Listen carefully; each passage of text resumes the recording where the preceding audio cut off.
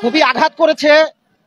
আমি বিশ্বাস করি এই বিষয়টা শুধু আমি একজন রাসেল মিয়াকে আঘাত করেনি, বাংলাদেশের 17 কোটি মানুষকে আঘাত করেছে। আপনারা জানেন, ঢাকা বিশ্ববিদ্যালয়ের ক্যান্টিনে প্রথমে তাকে খাবার খাওয়ানো হয়। তাকে যে খাবার খাওয়ানোর পর নিশ্চিতভাবে মেরে ফেলবে, এটাও তাদের একটা পরিকল্পনা রয়েছিল, যা আমরা বিভিন্ন ভিডিও এবং বিভিন্ন ফুটেজের মাধ্যমে ইতিমধ্যে আমাদের কাছে বিষয়টি স্পষ্ট হয়েছে। আমি বলতে চাই, ঠিক এই জাতীয় প্রেস ক্লাবের সামনে দাঁড়িয়েই আজ থেকে 3 বছর আগে 2022 সালে মাওলানা দেলোয়ার হোসেন সাঈদীর মুক্তি চেয়েছিলাম আমি রাসেল মিয়া, যার কারণে জানেন আমার জেল জুলুম হয়েছে।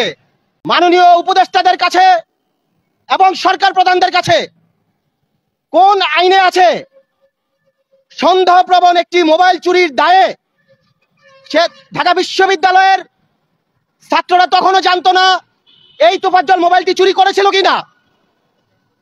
সন্দেহপ্রবণ ভাবে তাকে যেভাবে পিটিয়ে হত্যা করা হয়েছে, বাংলাদেশের 17 কোটি মানুষকে কাঁদিয়েছে। আজকে এই প্রেস ক্লাবের সামনে দাঁড়িয়ে বলতে চাই, আজকের মধ্যে যদি রাষ্ট্র এই ঘাতকদের ব্যাপারে আইনগত ব্যবস্থা গ্রহণ না করে, তাহলে 17 কোটি মানুষের পক্ষে আগামীকাল কোর্টের বারান্দায় আমি রাসেল মিয়া দাঁড়িয়ে যাব।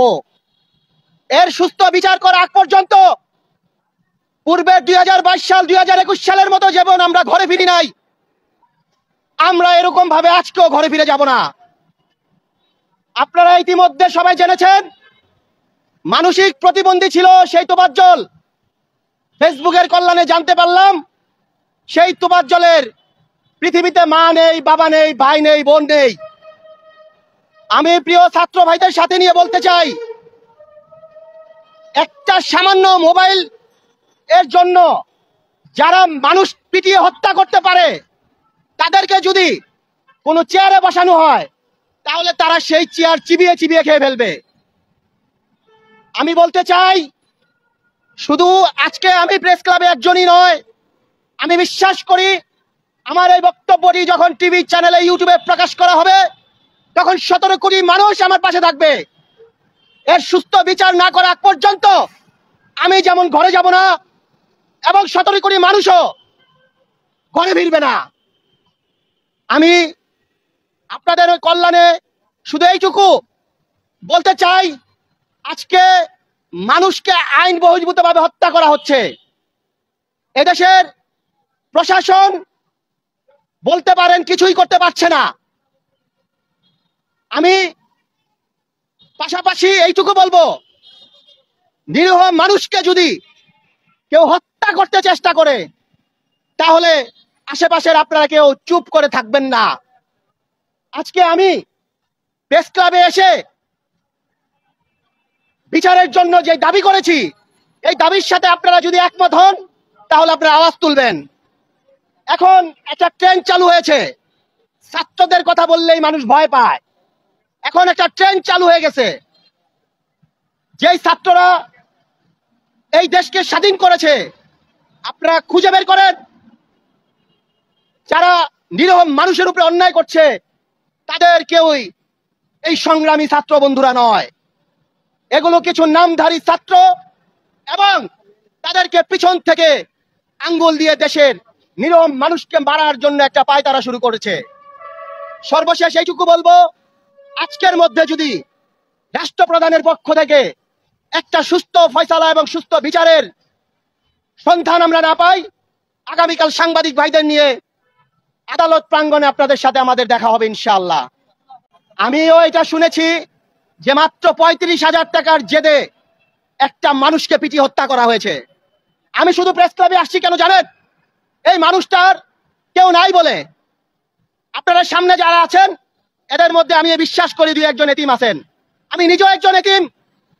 যেই ছেলেটাকে নির্মমভাবে হত্যা করা হয়েছে, এই ছেলেটা যেন মৃত্যুর পরে অন্তত এইটুকু বলতে পারে, এতিমের পাশে দাঁড়ানোর জন্য বাংলার মাটিতে কয়েকজন এতিমও সবসময় মুখ পেতে থাকে যে এতিমের পাশে আমরা থাকবো।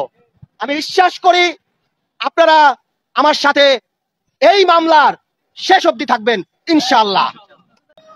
এই মুহূর্তে আইন পরিস্থিতি এবং আইনের প্রতি মানুষের যে অগাধ বিশ্বাসটা এখন পর্যন্ত মানুষের মধ্যে আসেনি।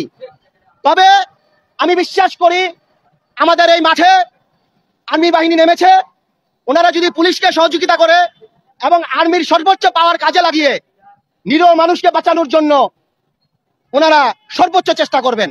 আমি সর্বোপরি ঢাকা বিশ্ববিদ্যালয়ের ফজলুল হকের যেই ঘাতকরা এবং জাহাঙ্গীরনগর বিশ্ববিদ্যালয়ের আরেকজন ছাত্রকে যেভাবে পিটি হত্যা করা হয়েছে, এর সর্বোচ্চ শাস্তি শুধু আমি একজনটা বাংলাদেশের 17 কোটি মানুষ যেন সন্তুষ্ট হয়, এরকম একটা বিচার কার্য আমরা দেখতে চাই।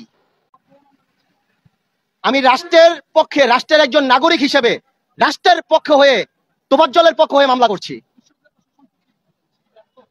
বিশ্ববিদ্যালয় প্রশাসনের এখন পর্যন্ত কোনো বক্তব্য আমি শুনিনি। তবে আমার এই বক্তব্যের পর বিশ্ববিদ্যালয়ের প্রশাসন, বিশ্ববিদ্যালয়ের ভিসি মহোদয় যদি কোনো বক্তব্য দিয়ে থাকেন, তারপর এটা নিয়ে আমি কথা বলতে পারবো, কিন্তু এখন পর্যন্ত আমি ওনার কোনো বক্তব্য শুনিনি। অবশ্যই পারে না। আমি মনে করি আমি রাসেল মিয়া কেন প্রেস ক্লাবে আসবো? আজকে প্রেস ক্লাবের সামনে সাংবাদিকদের সামনে কথা বলার দরকার ছিল ঢাকা বিশ্ববিদ্যালয়ের ভিসি মহোদয়।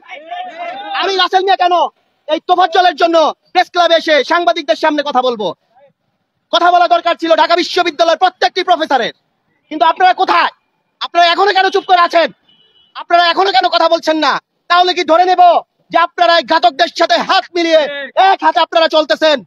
তাহলে কিন্তু আপনাদেরকে বিশ্ববিদ্যালয় থেকে বের করতে আমাদের 10 মিনিটও লাগবে না।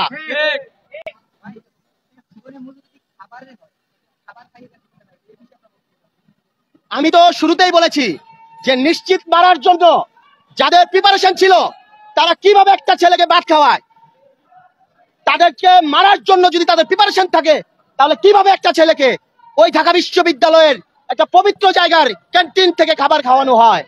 এটা তীব্র প্রতিবাদ জানাচ্ছি এবং আপনারা সবাই এটা তীব্র প্রতিবাদ জানান। ইনশাল্লাহ আমাদের জয় হবে এবং তোফাজ্জলের বিচার এই বাংলার মাটিতে হবেই হবে ইনশাল্লাহ। সাংবাদিক ভাইয়েরা, যেই সময় আমাদের দেশে রাজনীতিতে পরিবর্তনের হাওয়া লেগেছে, ঠিক সেই সময় তোফাজ্জলের মতো একজন মেধাবী এবং নিরীহ মানুষকে ঢাকা বিশ্ববিদ্যালয়ে নৃশংসভাবে হত্যা করেছে।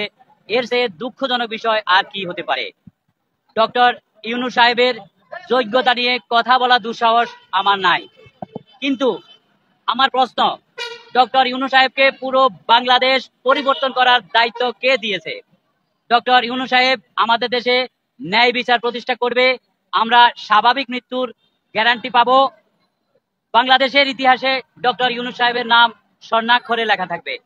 সবাই ভালো থাকবেন, সুস্থ থাকবেন, যারা অন্যায় করবে তাদের বিরুদ্ধে রুখে দাঁড়াবেন। পরিশেষে আমি আবারও আপনাদের সবাইকে অনেক ধন্যবাদ জানাই, রাসেল ভাইকে বিশেষ কৃতজ্ঞতা জানাই।